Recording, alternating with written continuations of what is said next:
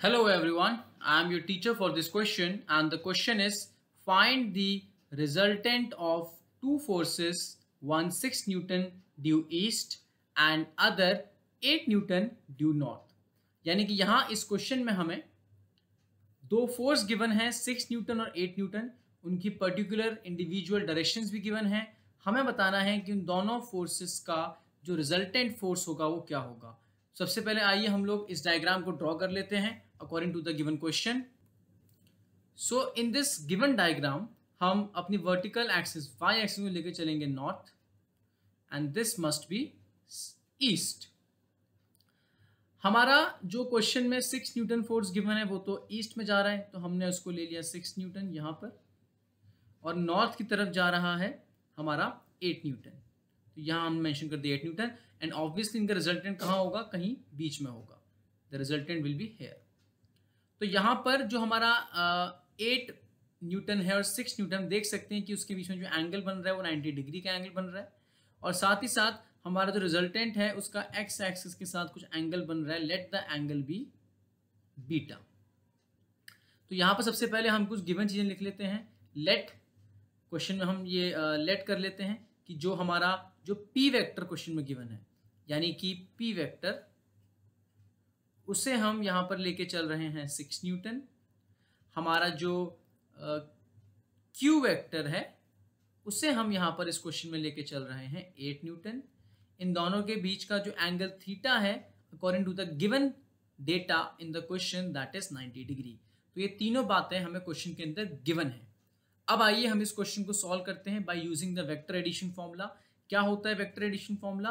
तो vector addition formula होता है R square equals to P square plus Q square plus 2pq cos theta. इस फॉर्मूले का यूज करते हुए हम लोग इस क्वेश्चन में रिजल्टेंट फाइंड करने वाले हैं। तो आइए हम इसे लिख देते हैं। रिजल्टेंट का square equals to 6 square plus 8 square plus 2 into 6 into 8 into cos 90। अब क्योंकि कॉस 90 की वैल्यू 0 होती है तो ये पूरा पार्ट 0 हो जाएगा, तो हमें रिजल्टेंट की स्क्वायर की वैल्यू सिर्फ मिलेगी 6 स्क्वायर प्लस 8 स्क्वायर। अब हम इसे फर्दर सॉल्व करेंगे तो हमें r की वैल्यू मिलेगी, अगर हम स्क्वायर को वहाँ भेज दें, रूट में 100, जिसकी फाइनल वैल्यू हो जाएगी 10 न्यूटन। यानी कि हमारा रिजल्टेंट इस क्वेश्चन में आ गया 10 न्यूटन। अब साथ ही साथ अगर हम यहाँ पर रिजल्टेंट की डायरेक्शन भी निकालना चाहें तो रिजल्टेंट वेक्टर का डायरेक्शन निकालने के लिए जिस फॉर्मूले का यूज किया जाता है that formula is tan beta equals to q sin theta divided by p plus q cos theta. अब आइए हम लोग इस फॉर्मूले के अंदर वैल्यूज को पुट कर देते हैं, तो हमें यहां पर मिलेगा